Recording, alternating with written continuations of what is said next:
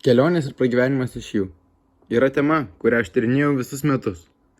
Kelionės yra dauguma žmonių gyvenimo dalis.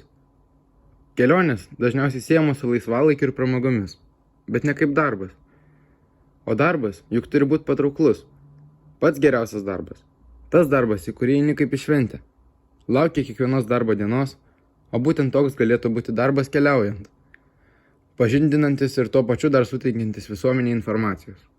Tai kodėl pragyvenimas iš kelionių nėra įprastas dalykas? Nes tai atrodo rizikingas ir neapibrėžtas kelias iki sėkmės. Šią problemą atradau, kai galvojau savo projekto temą. Ir nusprendžiau, kad tiek man pačiam, kaip ir visiems kitiems, yra svarbu suprasti, kad tai nėra kažkas neįmanoma ir kad visiems verta sužinoti, kaip veikia visa kelionių laidų sistema ir ko reikia geram keliautojui. Į klausimą, ko reikia geram keliautojui, atsakys mano apklaustas keliautojas Martynas Starkus. Iš tikrųjų galiu pasakyti esminius dar dalykus, kurie labai svarbus yra keliautojui, kas, manau, tau irgi praverstų, kad netgi galėčiau pasakyti, kad tai yra 3 turbūt dalykai, kurie labai svarbus. Tai yra kantrybės, reikia labai daug, reikia pagarbos tiems kraštams, kuriuose atsiduri. Ne baimės, bet pagarbos. Ir labai svarbu tai atskirti, kad gerbtai, ką jie daro, kartais atrodytų, kad jie gyvena visiškai ne taip, kaip mes, ir nesąmonės daro, bet tu turi gerbti, nes taip jie gyvena. Ir trečias dalykas labai svarbus yra humoro jausmas. Keiščiausiose, net sunkiausiose situacijose, pajuokavus, daug kas tiesiog aplinkoje sušyla, santykiai pagerėja, nušvinta saulė ir daug problemų išsisprendžia ne piktumu, o būtent humoro jausmu. Yra viena būti geru keliautoju, bet visai kita išmokti tai pateikti žiūrovui įdomią formą. Tai kaip reikėtų pateikti dalykus, kuriuos nori parodyti per savo laidą?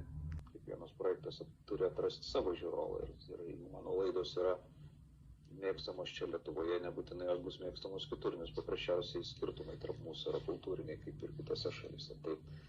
Tai mano patarimas yra visų pirma surasti istoriją ir žinot, ką tu nori papasakoti. Ir mokėti sudominti savo žiūrovą. Tas yra labai svarbu. Nes parodyti tiesiog, kad štai čia yra paukštis, o čia yra krokodilas, vienas dalykas. Bet sugebėti papasakoti taip, kad tas žiūrovas tavęs klausytų, žiūrėtų į tavim ir tavim tikėtų, tai čia yra jau didžioji paslaptis. Visų pirma, pats turi labai tikėti. Ir nebūtinai, kad tie, kurie keliauja, moka ir gerai daryti kelioninės laidas. Tai čia irgi yra toks momentas, kur tai ne visuomet reiškia, kad pasiseks. Tam reikia labai daug pastangų, reikia talento, reikia labai daug darbo. Labai sunkaus darbo, nes gali nepasisekti, gali nepavykti. Tada ateina akimirkos galvoju ir aš darau iš tikrųjų tai, ką turiu daryti, gal čia ne mano kelias. Kiek tu gali tam pasišvęsti, tai yra sunku. Dabar apžvelgime finansinę pusę. Influenceris turintis tarp 10 ir 50 tūkstančių sekėjų gali uždirbti nuo 40 iki 100 tūkstančių eurų per metus. O jeigu savo laidas transliuoja per televiziją, tai priklauso nuo sutarties. Galima sutarti, kad transliuotojas apmoka visas išlaidas, į kurias įeina transporto priemonė, gyvenamoji vieta, bilietai ir visa kita, bet tu gauni mažesnį pelną, arba gauni didesnį pelną, bet tada turi atidžiau žiūrėti į biudžetą. Kad tapti keliautojui, reikia turėti talento, bet svarbiausia įdėti daug darbo. Keliausime į Egiptą. Deja, mūsų lėktuvas buvo atšauktas, todėl turėsime važiuoti autobusu.